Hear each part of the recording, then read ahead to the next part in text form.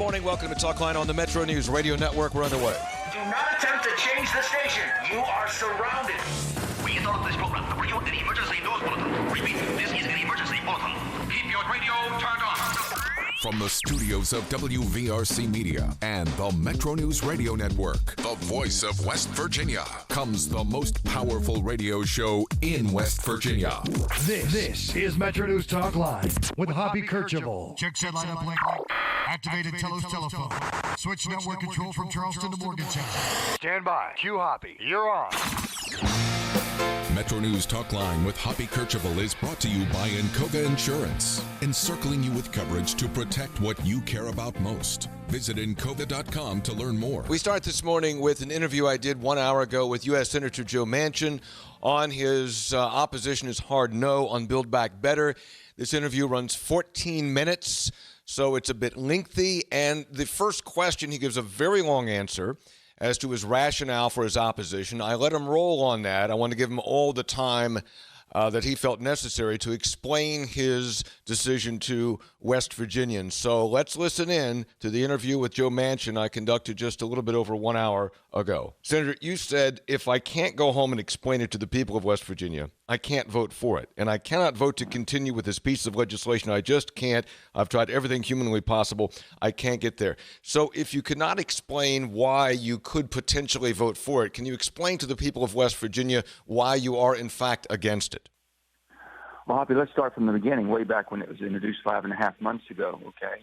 And at that time, I told him, I said, this is absolutely a very, very far-reaching piece of legislation which changes so many categories in American culture and American society, revamps the entire tax code, and revamps the entire energy policies of our country, and the social platforms that we use to support people. Everything is going to be in that bill totally revamped. So I told him this is very far-reaching. I said, especially, and you heard me come out early in saying that I'm concerned about inflation. I'm concerned about COVID. I'm concerned about geopolitical unrest. This was 3, 4, 5 months ago. Guess what? Today, inflation is the biggest threat I think we have right now, based in West Virginia and around the country. I hear from the higher prices, the higher costs. No matter what we have done, we've sent out $5.4 trillion to try to help people, to try to stave off a medical disaster, if you will, because of COVID when it first came. So we've dodged that. We've got a vaccine out earlier than anyone thought could happen. And then on top of that, we dodged a financial crisis, but we're getting into it because we're making more of a crisis on the individual person today because of high cost of inflation. Geopolitical, think about that one, Hop. Geopolitical right now, we've got more threats, more bolstering from Russia on the Ukraine with 150-plus thousand troops ready to march or call our bluff, if you will, whatever. Basically, they want a signed sworn statement that the West will not ever infiltrate or go any further with NATO on the former Russian states, if you will. So that's going to be a big thing. And then you have China just taunting Taiwan to no end and seeing what we're going to do.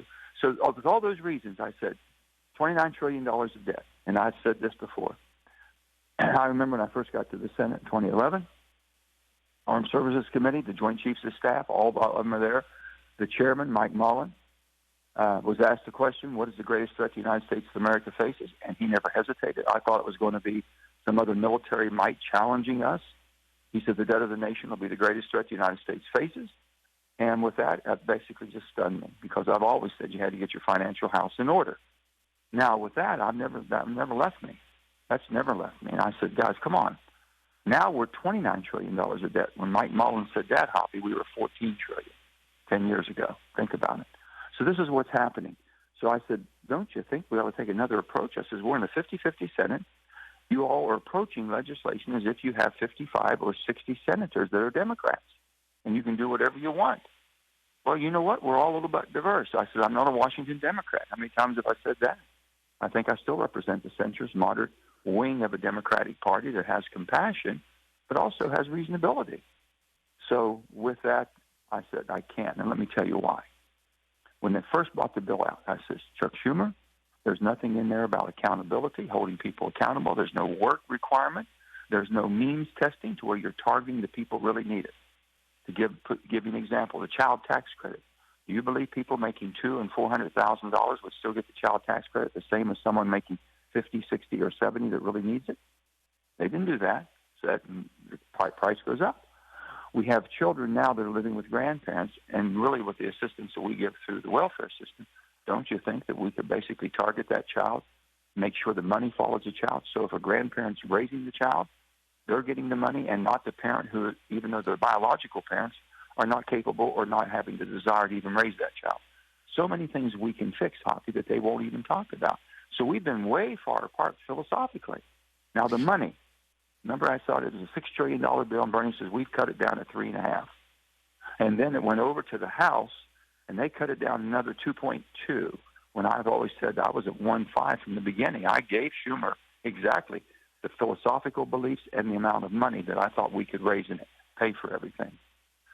So they've had that from day one. On July 2020 of this year, he's had that. Now, he never shared it with anybody. Now they're saying, well, I never told anybody. Because, my goodness, everyone's known. I've spoken so many times on television and telling people where I am. I have a problem. You know, we don't have enough people participating in our society. And a republic, it's a people own it. And a democracy, it's a representative form of government. We have to participate. And we're not. So we need more participation. So we've gone through all of this. So they've cut to $6 trillion, $3.5 trillion, Hoppy, down to $2.2 trillion. And then the president and I were talking about, well, okay, 1.75 was the most if we did a good tax reform. The only reason I even voted to get on reconciliation was to fix the taxes so that everybody paid their fair share. The ultra super wealthy, the corporations that weren't paying anything, everybody would pay their fair share. And it would be competitive. It wouldn't be just retribution and be, basically payback because they got a big tax break in 2017.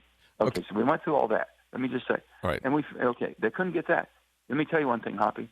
The same bill I have in front of me right now that they kept putting in front of me was the same $6 trillion bill from the beginning. The only thing that changed was the time element, which they would pay for things. And I said, that's disingenuous to tell someone who's getting a child tax credit, it goes away in 1 year. Okay? Or someone who's getting any of these other services goes away in 2 or 3 years, when we are basically trying to collect taxes for 10 years to pay for them. And that's the truth. All right. So there's a lot to unpack here. Let me start with what you said. It sounds like you believe that the administration and or Democratic leaders did not negotiate in good faith with you. Is that fair to say? No, that's not fair to say, because they have the best that they can in good faith. I just knew what the intent was from day one. And they've got so much pressure. You got to think, Hoppy, there's only me right now and Kirsten Sinema, who's been fighting a fight for some other things she believes in and disagrees with. But there's only 2 out of 50 Democrats. 48 Democrats would have signed on to $3.5 trillion, as I understand. So they're trying to keep them on board and placate them. You've got basically 200 plus over Democrats in the Senate, in the House, that would have signed on to whatever they had won. They got to placate them. Every time we sent something back from the House, and I'd work with the White House, they sent it to the House, they changed it, put everything back in. They couldn't get there, Hoppy. They couldn't take away all the social reforms that they've had pent up for years. Okay? I want social reforms to the point that has responsibility and accountability. They want to know. I mean, you've heard them speak heavily against any work requirements. Oh, we can't require people to work, or any targeted. Why are we giving people making $200,000 and $400,000? Why are we allowing someone that makes $500,000 to get a discount on an EV, electric vehicle?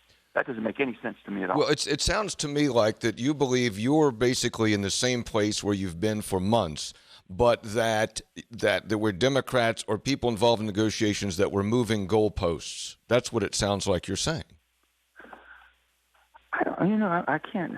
Well, let me go to. If that's not the case, let me go to this. The only thing I'm saying is this: I'm not blaming anybody. I knew where they were, and I knew what they could and could not do. They just never realized it because they figure, surely to God we can move one person. Surely we can badger and beat one person up. Surely we can get enough protesters to make that person uncomfortable enough. They'll just say, okay, I'll vote for anything. Just quit. Well, guess what? I'm from West Virginia. I'm not from where they're from, and they can just beat the living crap out of people and think they'll be submissive. Period. This is what Jen Psaki said yesterday. Senator Manchin promised to continue conversations in the days ahead and to work with us to reach the common ground. If his comments on Fox and written statement indicate an end to that effort, they represent a, quote, sudden and inexplicable reversal in his position and a breach of his commitments to the president and the senators, colleagues in the House and Senate. Your reaction to that? They retaliated. I figured they would come back strong. The bottom line is, why would I have said earlier when I was asked about the statement that the president put out? And they said, what's about this statement? The president was going to basically delay it because I'd gone and talked to him. He knew we couldn't get there. But, he says, I want to keep trying. I said, sure, go ahead, keep trying. Whatever you got to do, we'll do it. And he made that statement. I said, that was the president's statement. That wasn't my statement. I didn't know. Basically, I'm always willing. You know me, always willing to work and listen and try. I just got to the wit's end, and they know the real reason what happened. They won't tell you, and I'm not going to because. Wait. You said they know the real reason. They're not going to tell us. You're not going to tell us. What do you mean? What's the real? Well, the bottom line is there's basically, and it's staff. It's staff driven. I understand staff. It's not the president. It's the staff, and they drove some things and they put some things out that were absolutely inexcusable. And they know what it is, and that's it. So you're saying the president's staff was putting out, was generating criticism of you that finally pushed you to the brink? Is that what you're saying? I'm just saying that bottom line, I knew that we could not change. It was never going to change. It never could change with that many people. So for the last month, I've been telling people, they keep saying, Joe, where are you? What are we going to do? How about this? And all of my colleagues are getting very frustrated. I could understand that. And I said, gentlemen and ladies,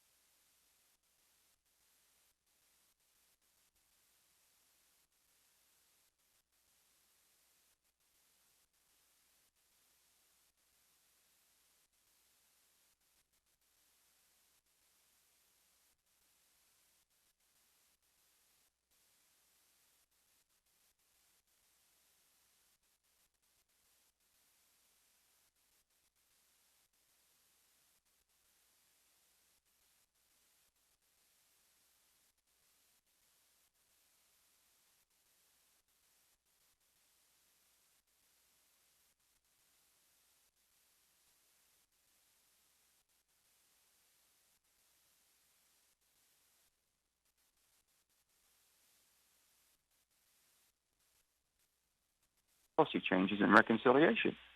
It needs to go through a process. Senator, well that West Virginia is an older state, a poorer state. We have a lot of issues here, and many of the advocates of this bill point out to a lot of the things in Build Back Better that would have benefited West Virginians: prescription drug prices, affordable daycare, the child tax credit. What do you say to those West Virginians who say, boy, we could have used that? That would be helpful. Well, let's just say this. We have one chance at this, okay? You have a chance to fix the tax code that makes it fair and equitable.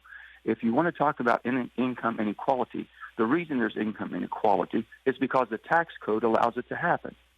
You got a chance to fix it. That was the only thing that all the Democrats voted against, Hoppy, in 2017. So if we all disagreed with the Republicans' reconciliation on tax cuts, don't you think we could sit down and fix a fair and equitable tax code? Next of all, drugs. My goodness, they talk about drugs. We're getting absolutely killed on the highest drug prices in the world, okay? And I've said this. Let's look at what we're doing. Look and see what the VA gets the best prices. They're able to negotiate better than anybody else. But no, they've negotiated some kind of deal on this. They say, we're going to lower drug prices. They got an Alzheimer's drug that's still protected for 10 years, $56,000. I said, if you're going to negotiate, then negotiate. Don't start picking and choosing, playing games. Senator, we got to... So that you talk about child tax credits, Hoppy. Child tax credits. Make sure the people that need it get it. That's all. Make sure the people get it, that need it, get it. Make sure that the people that are working, if it's called a tax credit, you got to have a W-2 to where you show that you've worked. You got to have file a 1099 to show that you have a tax, either you have tax liabilities or not. And at the end of the year, if they have no tax liabilities and they're going to work, send them the money. At least they made an effort. Senator, we got to wrap this up, and I appreciate your time. But a final question: is there still a place for you in the Democratic Party? Well, I would like to hope that there's still Democrats that feel like I do. I said I'm fiscally responsible and socially compassionate. Now, if there's no Democrats like that, then they have to push me wherever they want me. U.S. Senator Joe Manchin, rather lengthy interview this morning. There's a lot to unpack there. I could have gone another 40 minutes, clearly, with a lot of things he referenced. I wanted to do a deeper dive, but that's the time we had, and I appreciate the time that he allowed this morning. Talkline continues from the Encova Insurance Studios. We'll be right back. It all comes down to this. Biden, Pelosi, and the extremists in Congress are on the verge of passing a